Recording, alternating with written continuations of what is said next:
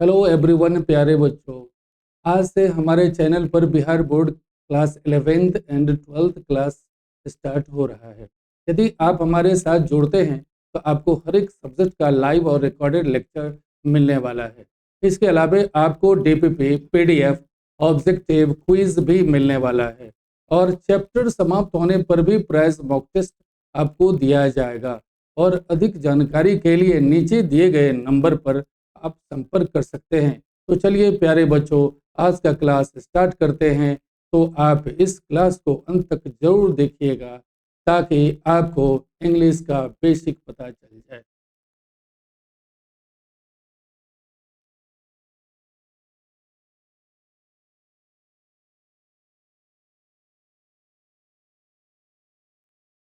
अब हम यहाँ से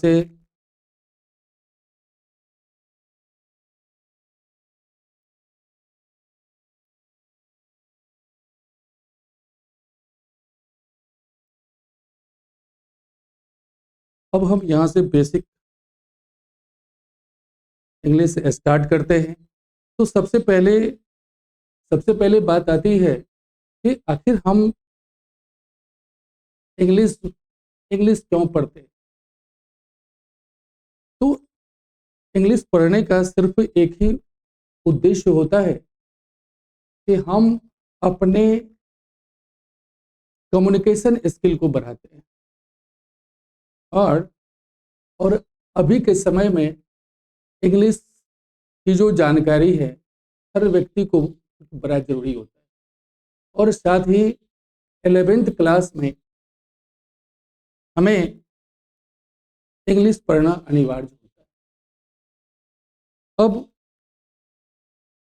अब 11th में जब इंग्लिश पढ़ना अनिवार्य होता है तो हम इसके लिए पढ़ते हैं। अब ऐसी स्थिति में इंग्लिश का वास्तव में यदि देखा जाए तो इंग्लिश को हम ग्लोबल लैंग्वेज भी कहते हैं और इंटरनेशनल लैंग्वेज भी कहते हैं। ग्लोबल लैंग्वेज और इंटरनेशनल लैंग्वेज और बोथ आर सेम मीनिंग, दोनों का अर्थ एक ही होता है। इंटरनेशनल मीन्स अंतर्राष्ट्रीय और ये अपना ग्लोबल मीन्स भी अंतर्राष्ट्रीय होता है। तो ये दो हम अपना दोनों तरफ से इंग्लिश का इस्तेमाल कर लेते हैं। अब यहाँ पर होता है कि जैसे कहते हैं व्हाट इज इंग्लिश, इंग्लिश क्या होता है। तो कहते हैं English is a global language और English is an international language. ये हमारा दोनों तरफ यानी दोनों दोनों डेफिनेशन इसका चल सकता है।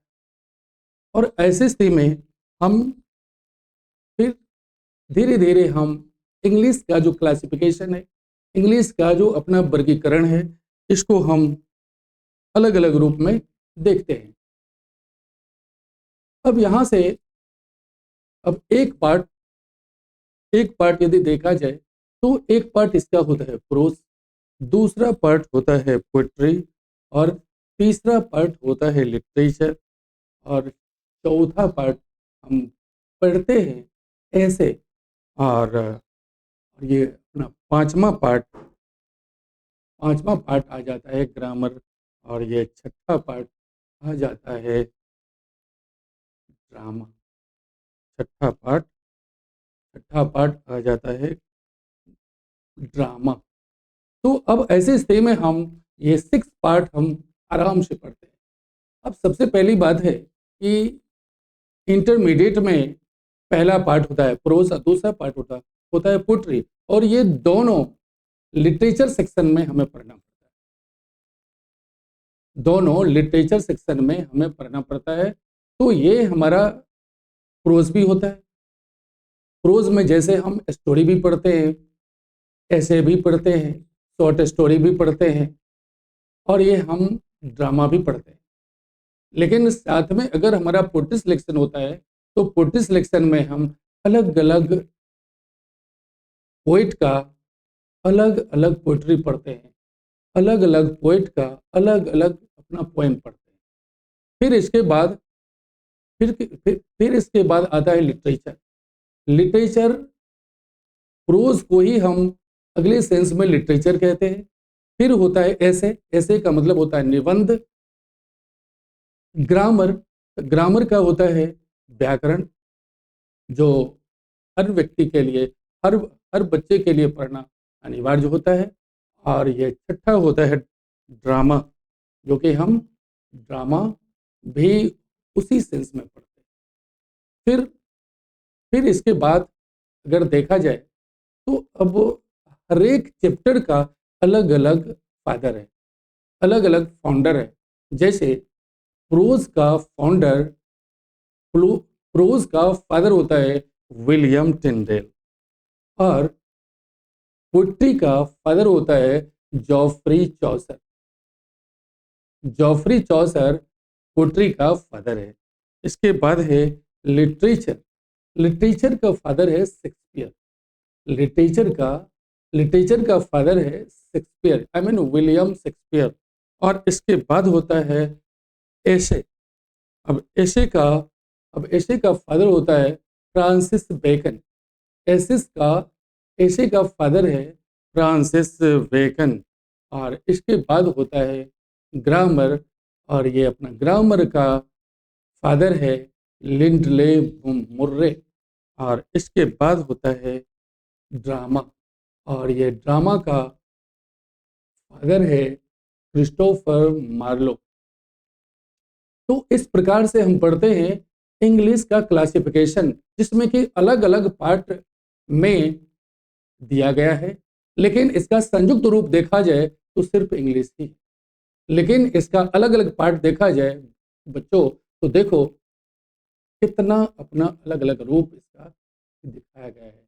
लेकिन ये सब को देखने के बाद अब हम चलते हैं ग्रामर पोर्शन पर, जो कि हमें 11th क्लास में ग्रामर का पढ़ना बड़ा जरूरी है। और इसके हिसाब से हम पढ़ते हैं। अब सबसे पहली बात ये होती है कि ग्रामर हम क्यों पढ़ते हैं। ग्रामर का पढ़ना इसलिए जरूरी होता है कि हम किसी भी चीज को शुद्ध रूप में कैसे ले सकते हैं। अगर हम वर्ड की जानकारी लेते हैं तो वर्ड का एडजस्टमेंट तो हमें जरूरी होता है। अगर वर्ड का एडजस्टमेंट अगर नहीं होगा तो मेरा सेंटेंस नहीं बनेगा। अगर सेंटेंस नहीं बनेगा तो हम कुछ भी आसानी तरीका से लिख नहीं सकते। अगर लिख भी देते हैं तो यह हमारा गलत हो जाता है। अगर ये गलत हो जाता है तो फिर हमें मार्किंग नहीं होगी, और ये मार्किंग नहीं होगी तो फिर मेरा पढ़ने का आखिर उद्देश्य क्या है। तो इसके लिए जरूरी है ग्रामर को शुद्ध रूप में पढ़ना, शुद्ध रूप में लिखना और शुद्ध रूप में बोलना। इसलिए हम इसे ग्रामर बोलते हैं। कुछ लोग ऐसे कहते हैं कि अगर आपको वर्ड स्टॉक हो जाए तो आपको अच्छी जानकारी हो सकती है। अगर आपको वर्ड स्टॉक हो जाए तो आपको अच्छी जानकारी हो सकती है, और आप इसको अच्छी तरीका से डीलिंग भी कर सकते हैं। लेकिन ऐसा मानना हमें नहीं है। खास करके हम इसको नहीं मानते। इसलिए नहीं मानते हैं कि सबसे पहले देखा जाए कि अगर वर्ड की जानकारी हमें काफ़ी हो ही जाए और इसका अरेंजमेंट मेरा अगर सही नहीं होगा तो फिर ये जानकारी लेने का मतलब ही क्या है। वह तो वैसे ही होता है जैसे मेरे मेरे पास बंदूक भी है और गोलियां भी है, लेकिन हम चलाना नहीं जानते। तो बंदूक भी है और गोलियां भी है और चलाना नहीं जानते, तो मेरे पास रहने से ही क्या लाभ। तो इसके लिए जरूरी है कि उसे इस्तेमाल करना, उसे उसे इस्तेमाल करना और उसे अच्छी तरीका से अरेंज करना। जब तक हम अरेंज नहीं करेंगे, वर्ड को सही जगह नहीं रखेंगे, तो फिर वो हमारे लिए पढ़ना या लिखना या बोलना बिल्कुल गलत हो सकता है। इसके लिए होता है क्या कि हम ग्रामर सीखते हैं। ग्रामर अलग अलग रूप में इसको सीखते हैं। फिर धीरे धीरे हमें सारी जानकारी हो जाती है। इसके बाद हम कुछ भी लिखते हैं तो अपना एडजस्टमेंट कर लेते हैं। अगर ही के साथ इज का इस्तेमाल करना है तो ये हमारा ग्रामर सिखाता है। ही के साथ अगर हम आर का कर लेंगे तो फिर ऐसी स्थिति में वो भी हमारा गलत हो सकता है। इसके लिए हम ग्रामर सीखते हैं। अब यहाँ पर मैटर आती है कि ग्रामर क्या है। ग्रामर क्या है? तो grammar is the science of knowledge and art of using words. Grammar ज्ञान का वह विज्ञान है जिनमें शब्दों को शुद्ध शुद्ध प्रयोग करने की कला, जिनमें शब्दों को शुद्ध शुद्ध प्रयोग करने की कला होती है, और उसे हम क्या कहते हैं? ग्रामर कहते हैं।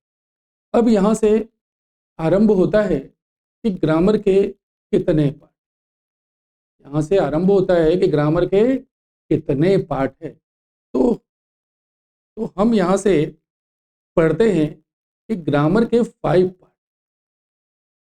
ग्रामर के, अब ये अगर देखा जाए तो ग्रामर के 5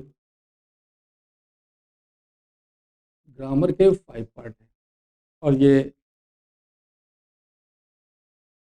ये पहला लिखते हैं ऑर्थोग्राफी, पहला लिखते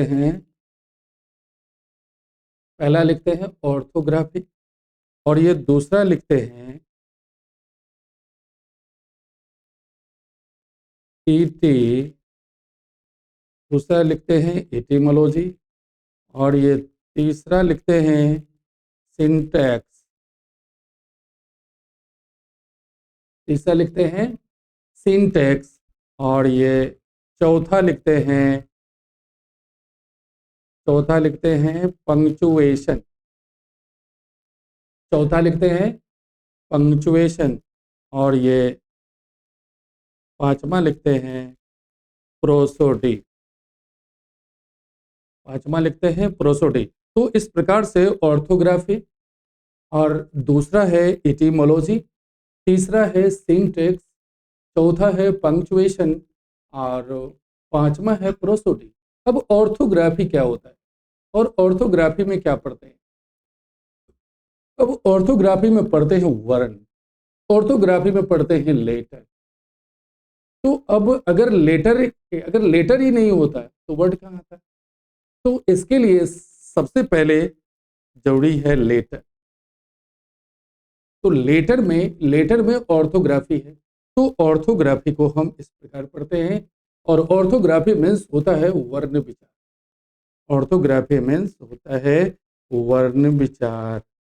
अब लिखते हैं ऑर्थोग्राफी, कहते हैं ऑर्थोग्राफी आखिर है क्या? A letter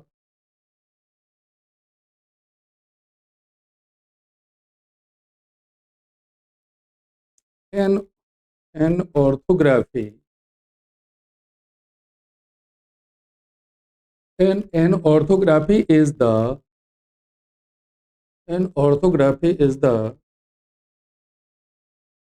part of grammar. An orthography is the part of grammar which describes the kind of letters, pronunciation,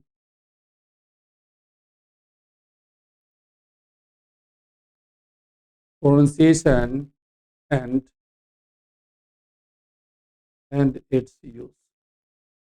Orthography, in orthography is the part of grammar, और ऑर्थोग्राफी ग्रामर का वह भाग है जिनमें अक्षरों के प्रकार, उच्चारण और इसके प्रयोग का वर्णन। तो अक्षर के प्रकार, जैसे हम अल्फाबेट सीखते हैं, तो अल्फाबेट हो गया अक्षरों के प्रकार।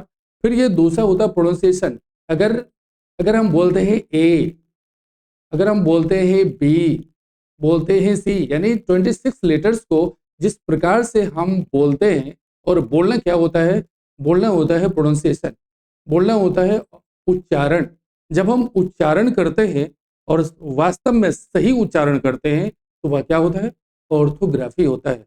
तो इस प्रकार से हम पढ़ते हैं ऑर्थोग्राफी, तो ऑर्थोग्राफी में काइंड ऑफ लेटर्स, प्रोनाउंसिएशन और इसके प्रयोग का वर्णन होता है, और इसे हम क्या कहते हैं, ऑर्थोग्राफी कहते हैं। अब ऑर्थोग्राफी में अगर देखा जाए तो इसमें हम यूज करते हैं A, B, C, D, to, to Z. अब ये सारे लेटर्स अब ये सारे लेटर्स यानी A to Z is orthography. A to Z is orthography. तो इस प्रकार से हम देखते हैं ए से लेकर के जेड तक जितने सारे अल्फाबेट्स हैं इसको हम पढ़ते हैं ऑर्थोग्राफी। तो ऑर्थोग्राफी बिल्कुल आप लोगों को अच्छा से समझ में आ गया होगा कि आखिर ऑर्थोग्राफी है क्या। इसमें वास्तव में लेटर्स के प्रकार, अक्षर के प्रकार, प्रोनाउंसिएशन, उच्चारण होता है, जो कि ए बी सी डी, ये जो हम वास्तव में इसे बोल लेते हैं, और यह क्या होता है, उच्चारण होता है, और इसके प्रयोग। अब जैसे जैसे इसका हम यूज करते जाएंगे तो वह हमारा क्या हो जाएगा, ऑर्थोग्राफिक रूप में आ जाएगा। तो इस प्रकार से हम पढ़ते हैं लेटर। अब यहां से देखते हैं there are 26 letters, there are 26 letters in English,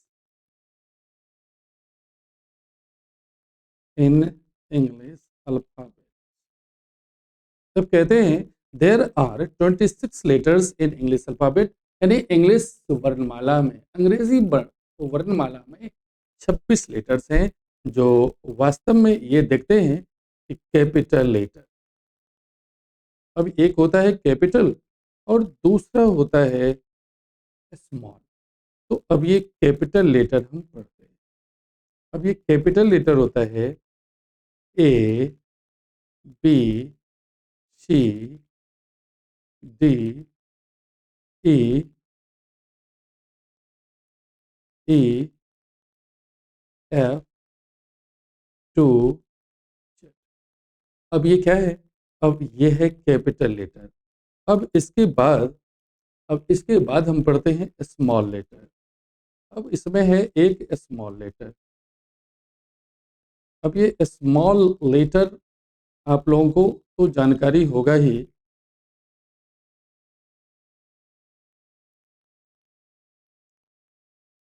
small letter, अब ये एग्जांपल लेते हैं A, B, C, D, to, to Z. अब ये होता है स्मॉल लेटर। तो वहाँ क्या था, सबसे पहले हमने पढ़ा कैपिटल लेटर और इसके बाद हम पढ़ रहे हैं स्मॉल लेटर। तो कैपिटल लेटर हमने पहले सीख लिया, अब इसके बाद है स्मॉल लेटर, फिर इसको अलग अलग हम अपना दिखाते जाएंगे। तो फिर यहाँ पर एक होता है कैपिटल और दूसरा होता है स्मॉल। अब इसके बाद देखेंगे कि आखिर ये लेटर के प्रकार कितने हैं। तो लेटर के 3 प्रकार हैं, क्योंकि वास्तव में आप लोग पहले भी 9th क्लास 10th क्लास में कुछ न कुछ पढ़े होंगे। वो है वोवेल, कॉन्सोनेंट और semi vowel.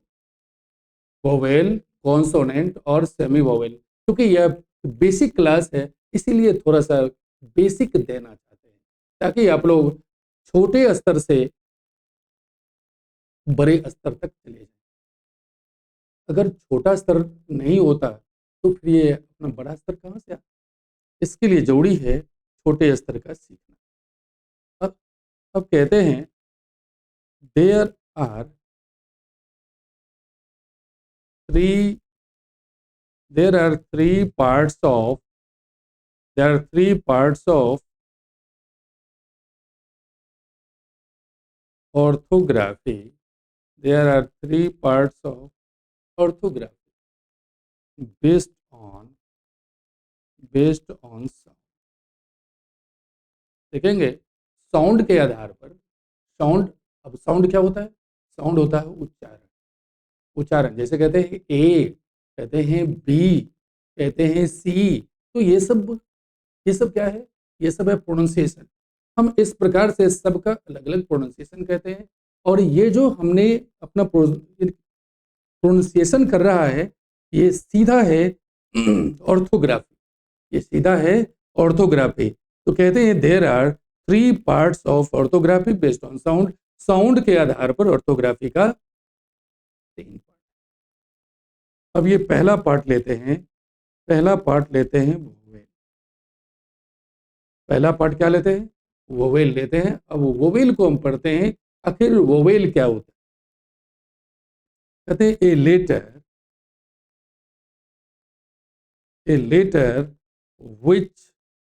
which can be a letter which can be pronounced without the help of any letter। कहते हैं वोवेल क्या होता है? वोवेल होता है कि जो बिना किसी दूसरे अक्षर की सहायता से उच्चारण किया जाए, जो बिना किसी दूसरे अक्षर की सहायता से उच्चारण किया जाए, उसे हम क्या कहते हैं? वोवेल कहते हैं। जिनमें होता है ए, ई, आई, ओ, क्यू। तो इस प्रकार से हम पढ़ते हैं वोवेल। अब होता है क्या? बिना किसी दूसरे अक्षर की सहायता से। अगर ए कहते हैं तो ए ही। अब ई कहते हैं तो ई हमारा वोवेल है। आई कहते हैं तो आई भी वोवेल है। और ओ कहते हैं तो ओ भी वोवेल है। और यू कहते हैं तो यू भी वोवेल है। सबसे पहले देखा जाए तो 26 letters in English alphabet. English alphabet में हमने कितना लेटर पढ़ा था? 26। और 26 में से निकाला गया है 5 को, क्योंकि ये 5 एक ऐसा लेटर है जो किसी भी कॉन्सोनेंट का, कोई भी कॉन्सोनेंट लेटर्स जो है बिना इसके सहायता से उच्चारण नहीं हो सकता। तो इस 26 लेटर से 5 को निकाला गया। अब ये 5 लेटर, जैसे ए है तो अब ए, ई, आई, ओ, यू। अब ये 5 लेटर्स कहां से निकाला गया? तो 26 लेटर्स इन इंग्लिश अल्फाबेट से ये 5 लेटर्स को निकाला गया। और इस प्रकार से हम देखते हैं 5 लेटर्स। अब ये दूसरा होता है कॉन्सोनेंट। दूसरा होता है कॉन्सोनेंट। अब यहां से पढ़ते हैं हम कहते हैं a letter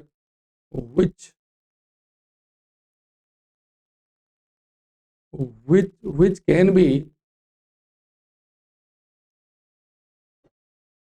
can be pronounced with the help of vowel। with the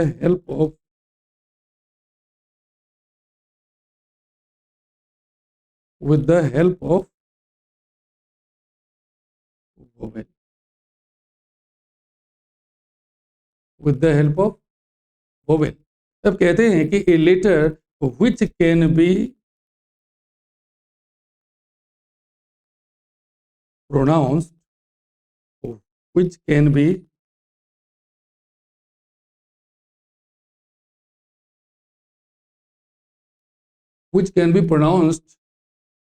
with the help of vowel is called consonant।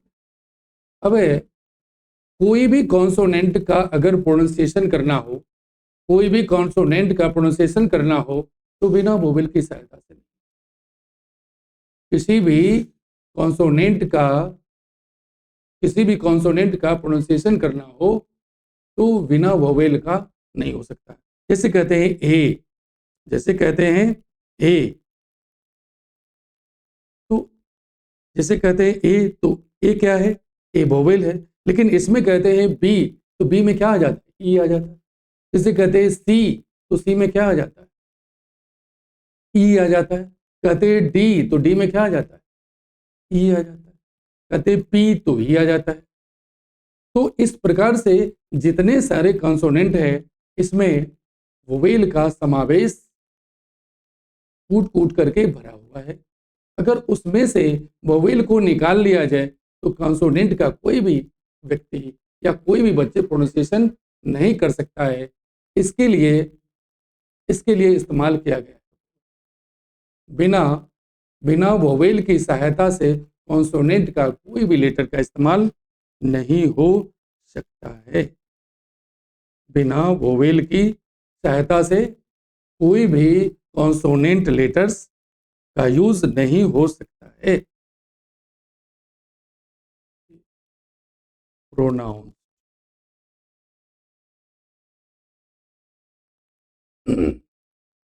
अब इसके बाद हम फिर आगे बढ़ते हैं सेमी वोवेल।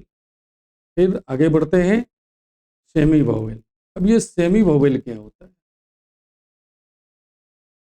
अब तो बड़े बड़े ग्रामर में तो सेमी वोवेल का इस्तेमाल जो है निश्चित तौर पे नहीं किया गया है, लेकिन हम यहाँ पर देखते हैं कि सेमी वोवेल का भी इस्तेमाल वास्तव में ओल्ड ग्रामेरियन के अनुसार हम कर रहे हैं। तो अब यहाँ पर देखते हैं सेमी वोवेल आखिर होता क्या है। कहते हैं ए लेटर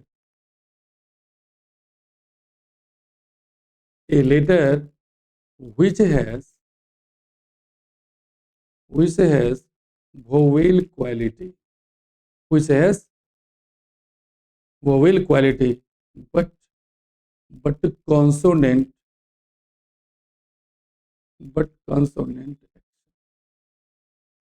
सेमी मीन्स क्या होता है? अर्ध। और वोवेल मीन्स होता है वोवेल, मतलब आधा वोवेल और आधा कॉन्सोनेंट।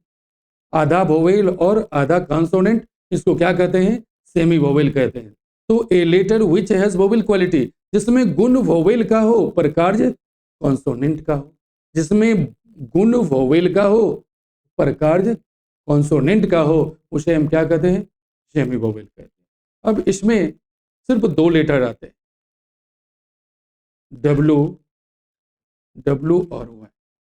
इसमें सिर्फ दो लेटर आते हैं, डब्लू और वाई। अब ये डब्लू वास्तव में कहते हैं डब्लू और वाई, ये दोनों क्या है? सेमी वोवेल है, जिसमें डब्लू से हम बनाते हैं वाच, और वाई से बनाते हैं येलो। अब वाच होता है तो सबसे पहले कहते हैं हैज वोवेल क्वालिटी, गुण किसका हो? तो वोवेल का हो। तो डब्ल्यू क्या कहते हैं? डब्ल्यू। तो डब्ल्यू कहते हैं तो ये होता है वोवेल क्वालिटी। अब लेकिन यहाँ पर कहते हैं वाच, तो वाच क्या होता है? वाच होता है कॉन्सोनेंट एक्शन। तो इसी प्रकार से वाई है, वाई से हुआ ये लो तो ये आ जाता है। तो इस प्रकार से इसे कहते हैं कॉन्सोनेंट एक्शन। तो इस प्रकार से ये सेमी वोवेल पूरा हुआ। लेकिन हम इससे पहले जो हमने कॉन्सोनेंट पढ़ाया, तो कॉन्सोनेंट में वास्तव में कुछ कॉन्सोनेंट के लेटर्स हैं, कॉन्सोनेंट के कुछ लेटर्स हैं जो पीछे छूट गया था।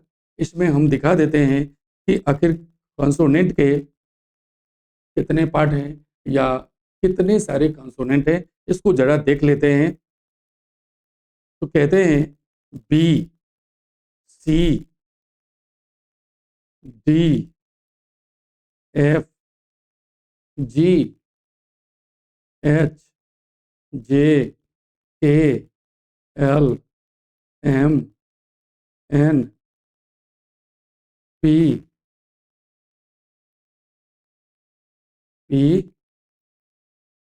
Q, R, S, T, V, Z. ये सब जो है कॉन्सोनेंट के पार्ट हैं, जो कि हमें पहले लिखना चाहिए था, लेकिन हमने थोड़ा सा बीच में सेमी वोवेल का यूज हमने कर दिया, इसलिए अगले पार्ट में इसका कॉन्सोनेंट का हमने एग्जाम्पल लिख दिया है। आप आराम से देख लीजिएगा कि कॉन्सोनेंट का एग्जाम्पल, जिसमें कि 19 लेटर्स हैं, B, C, D, F, G, H, J, K, L, M, N, P, Q, R, S, T, V, X और जेड।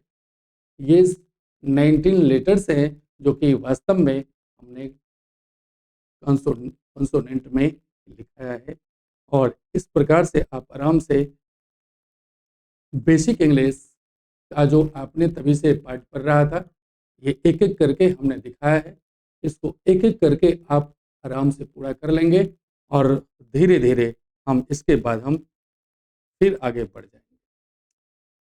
जब हम इसके साथ आगे बढ़ेंगे तो आगे के साथ जैसे जैसे इससे पहले भी हमने थोड़ा सा डाटा दिया था कि आखिर इंग्लिश क्या होता है, आखिर आखिर ये इंग्लिश क्या होता है। तो हम पढ़ते हैं what is English, what is English. अब यहाँ पर कहते हैं कि इंग्लिश क्या है।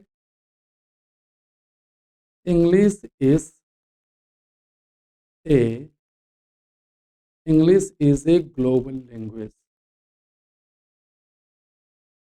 English is a global language. अब ये ग्लोबल लैंग्वेज क्या होता है। अब ये ग्लोबल लैंग्वेज होता है वैश्विक भाषा। एक होता है वैश्विक भाषा और एक होता है अंतर्राष्ट्रीय भाषा। तो अंतर्राष्ट्रीय में इंटरनेशनल लिखते हैं और यानी वैश्विक में अपना ग्लोबल लिख देते हैं। और लेकिन दोनों का मीनिंग एक ही होता है, दोनों का मीनिंग बिल्कुल एक ही होता है। कहते हैं English is a global language, English एक वैश्विक भाषा है। अगर इंग्लिश इज ए लैंग्वेज भी करेंगे तो ये भी सही है, क्योंकि अंग्रेजी एक भाषा है, हिंदी एक भाषा है, उर्दू एक भाषा है, मैथिली एक भाषा है। तो भाषा के लिए कोई बात नहीं है, हम भाषा है तो हम किसी में भाषा का इस्तेमाल कर सकते हैं। लेकिन यहाँ पर है इंग्लिश अंतर्राष्ट्रीय भाषा है, जो कि बहुत सारे कंट्री में इसका इस्तेमाल किया जाता है, इसलिए इसमें इस्तेमाल किया गया है ग्लोबल लैंग्वेज और इंटरनेशनल लैंग्वेज। जो कि आपको ये सेम क्वेश्चन आपको 12th क्लास के ओल्ड इंग्लिश के 5 नंबर के क्वेश्चन में भी इसका इस्तेमाल किया जाता है। English is a global language how, English एक वैश्विक भाषा है या कैसे। तो इस प्रकार से वहाँ भी एक क्वेश्चन आपको दिया जाता है। लेकिन यहाँ तो कुछ बेसिक की बात है, तो बेसिक की बात है तो बेसिक तरीका से हम देख रहे हैं। अब यहाँ पर अब देख लिए कि इंग्लिश क्या है, एक ग्लोबल लैंग्वेज है। अब यहाँ पर देखते हैं आखिर ये लैंग्वेज क्या होता है। अब ये हम देखते हैं कि लैंग्वेज क्या होता है। तो लैंग्वेज लैंग्वेज क्या होता है। Language language is the expression, language is the expression of our feeling and thoughts in words। अब ये लैंग्वेज क्या है। लैंग्वेज एक भाषा है, जिस भाषा का इस्तेमाल अपने फीलिंग के हिसाब से, अपने फीलिंग के हिसाब से और थॉट के हिसाब से अपना करते रहते हैं। फीलिंग क्या होता है, अगर मेरे अंदर अगर अच्छा फीलिंग होता है, मेरे अंदर अगर अच्छा फीलिंग होता है तो अच्छे भाषा का इस्तेमाल कर लेते हैं। मेरे अंदर अगर थोड़ा सा बुरा फीलिंग होता है तो बुरा भाषा का इस्तेमाल हो जाता है। मतलब फीलिंग और थॉट ये दोनों मायने रखता है जब हम भाषा का इस्तेमाल करते हैं। अगर अगर मेरा सोच जब अच्छा रहता है, मेरा सेंस जब अच्छा रहता है तो हम अच्छे भाषा का इस्तेमाल करते हैं, सबों को अच्छा लगता है। लेकिन अगर हम थोड़ा सा टेम्परामेंट में रहते हैं तो वैसे स्थिति में हमारी भाषा का इस्तेमाल सही नहीं होता है। लेकिन भाषा तो दोनों है। हम जब जब अच्छा सेंस रखते हैं तो ये भी हमारा भाषा है, और जब थोड़ा सा बैड सेंस आता है तो वो भी मेरा भाषा है। लेकिन दोनों तरफ से भाषा का इस्तेमाल होता है। तो इस प्रकार से हम देखते हैं कि लैंग्वेज में वास्तव में ये हमारे भावनाओं एवं विचारों की अभिव्यक्ति होती है, भावनाओं एवं विचारों की अभिव्यक्ति होती है, और उसे हम क्या कहते हैं, भाषा कहते हैं। अब ये तीसरा होता है अब ये तीसरा होता है वर्ड। अब इसमें जो है कि अपना वर्ड क्या होता है। अब कहते हैं ए कहते हैं a a group of letters. कहते हैं a group of letters which makes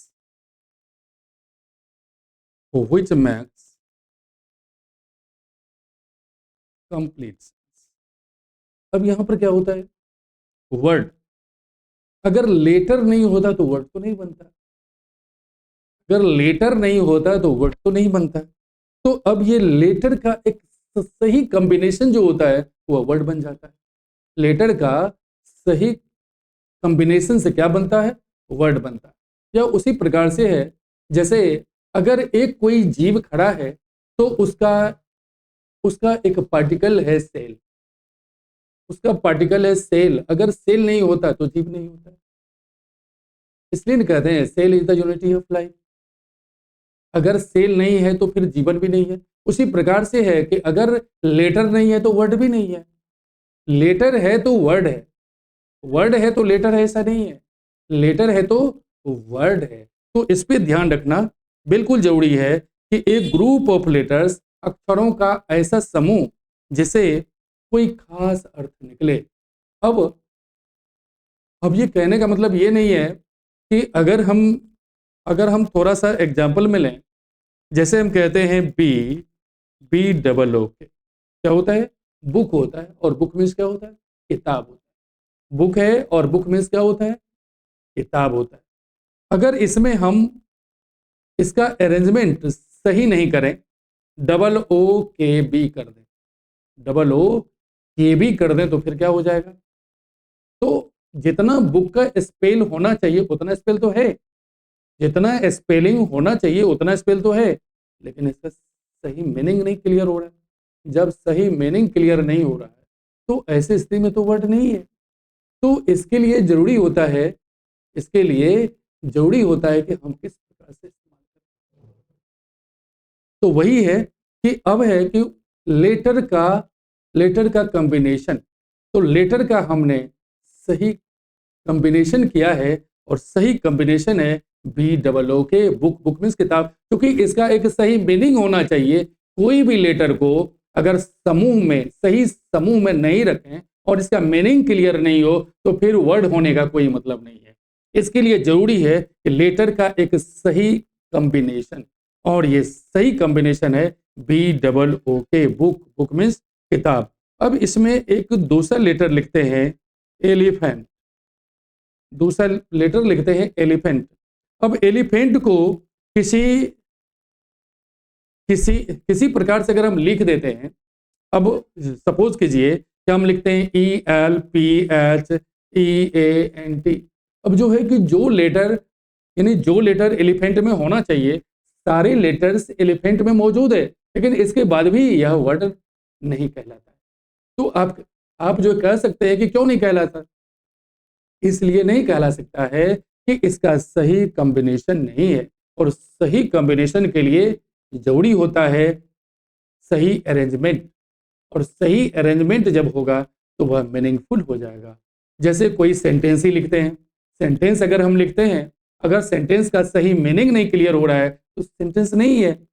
तो इसके लिए जरूरी है वर्ड का अरेंजमेंट, वर्ड का सही प्लेसमेंट। जब हम सही प्लेसमेंट करते हैं तो ये सेंटेंस बन जाता है, और लेटर का सही अरेंजमेंट करते हैं तो वह वर्ड बन जाता है। क्योंकि वर्ड को, वर्ड का दर्जा हम तभी दे सकते हैं जब वह मीनिंगफुल हो। अगर वह मीनिंगफुल नहीं हो तो वह वर्ड नहीं बन सकता है, या किसी भी सूरत में हम उसे वर्ड नहीं कहेंगे। तो ये बिल्कुल जरूरी होता है कि सही अरेंजमेंट और सही प्लेसमेंट और सही मीनिंग, जब तक ये क्लियर नहीं हो तो फिर वो वर्ड नहीं होता। तो इसके लिए जरूरी होता है इसका इसका एडजस्टमेंट। जब हम इसका सही तरीका से एडजस्टमेंट कर लेते हैं तो फिर यह बिल्कुल यह क्लियर हो जाता है। अब हम आगे के चैप्टर में अब हम धीरे धीरे पार्ट्स ऑफ स्पीच की तरफ चलेंगे। अब ये अगले दिन हम निश्चित तौर पे पार्ट्स ऑफ स्पीच का क्लास लेंगे। आप लोग निश्चित तौर पे इसे देखिए, और देखने के बाद हमें पूरा कॉन्फिडेंस है कि आप लोगों को किसी भी प्रकार का प्रॉब्लम नहीं होगा और आप आराम से समझ सकते हैं यदि इसको एक एक करके अध्ययन करें तो। और हमको नहीं लगता है कि इसके बाद कहीं और आपको पढ़ने की जरूरत पड़े या किसी और के पास जाना पड़े, ऐसा तो हमको नहीं बुझाता है, क्योंकि अभी ये अपना बेसिक क्लास है और बेसिक क्लास में अभी थोड़ा सा हमने अभी एंट्री किया है, लेकिन धीरे धीरे धीरे धीरे आप एक एक करके शुरू से अंत तक देखते चलें, एक न एक दिन आपको अच्छी जानकारी हो जाएगी और 11th क्या है और ये 12th क्या है, आप जो है बड़े से बड़े एग्जाम को आप फेस कर सकते हैं निश्चित तौर पे। इसलिए आप इसे अवश्य देखें।